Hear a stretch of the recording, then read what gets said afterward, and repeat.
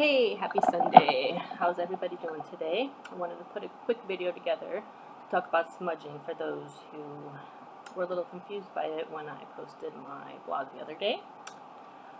Regular smudging. This is a regular smudge stick for those of you who are new to smudging. This is one of my more favorite ways to burn. Obviously it's easier as it was wrapped, and this is also in particular a combination of white sage and Yorba Santa. Gives it a kind of blend of scents and energy clearing elements. This is sweetgrass. This you have to have an acquired taste for, I think, because it is very sweet, obviously by the name. I can only burn it for a few seconds even before it starts giving me a bit of a headache. Palo Santo. Great for clearing the germs out of the air when you have a cold, especially at this time of year when your kids are back in daycare, back to school, back to everything.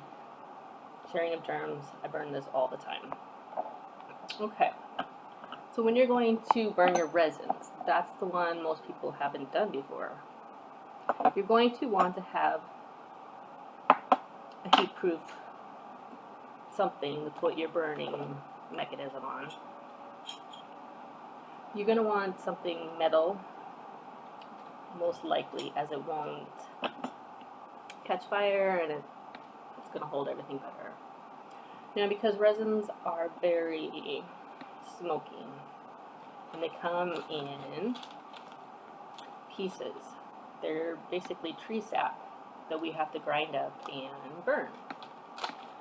Right here I have, this is cobalt, and if you look, it is just a little piece of sap that we will put in our mortar and pestle to grind. This cobalt gold that we'll grind up for this time. For those of you who want to know what frankincense and sandalwood look together, is kind of like little beads. Red and white and black. Cute. So remember, you're going to grind in your mortar and pestle. You're going to use a charcoal disc to burn this on. Now, because these things last forever and smoke a lot, I cut mine in half, which I have done already. It does take a minute to get them started, but once they start, they go and go and go. And you can just keep putting stuff on there if you want. I might as well get it started now.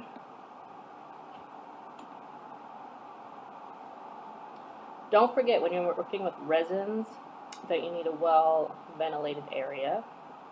You want to make sure your smoke detector is not going to go off. Make sure the windows are open, because I've done this and smoked up the entire building before without being proper. Some people also, once they get their charcoal disc going, like to put essential oils on there as well. That will add a lot more smoke to your home, should you do that. And once I start crumbling, and you can obviously mix some. This is cobalt. So now my charcoal is going nicely. And I took that little disc of cobalt and made it into a nice fine powder so it'll burn better. Once you get your disc going, again, you want it on your surface. Make sure you don't have any loose clothing or anything you don't want to catch fire. Take a bit, and you're going to place it on there.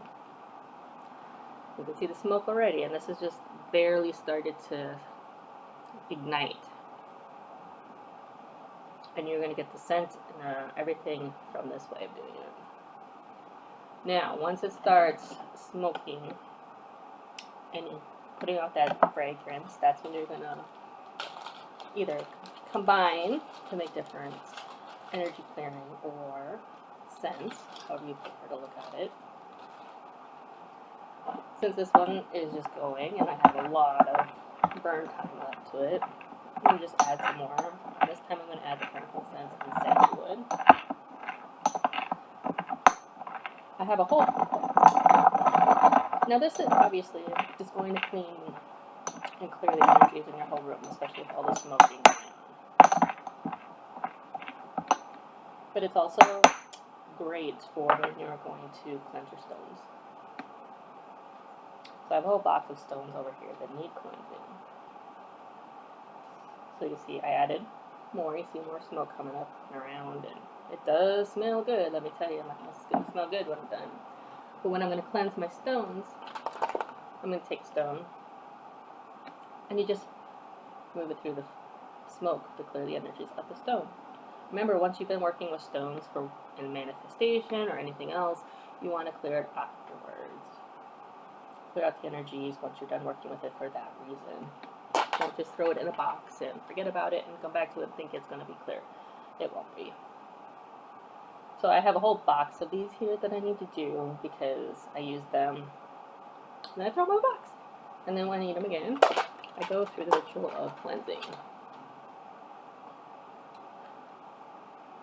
Mine are all different shapes, sizes, as you can see. See, and this keeps going. Smoke, smoke, smoke. So on this particular incense, I put copal gold, frankincense, sandalwood, and honey amber. Why not, right? You can buy resins at your local metaphysical shops. There's places online, obviously, but you want to make sure you have a reputable seller. If anyone is looking for them in particular, PM me. I have a resin seller I like to use. That's where I got all of these actually, online. And she's great out of North Carolina, I think. Over on the East Coast. Or like East Coast folks. More smoke goes and goes. It's been a great time. So, thank you for joining me. I'm glad to show you all this. Have a great Sunday. Bye.